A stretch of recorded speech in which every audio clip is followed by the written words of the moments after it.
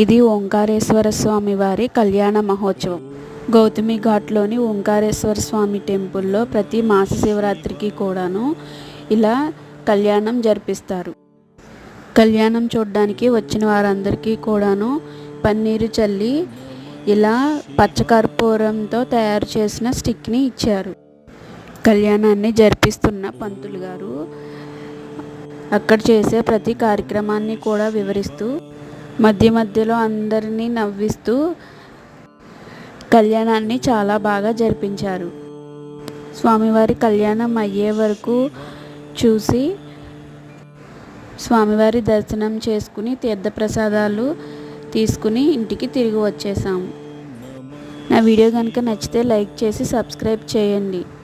Thank you for watching.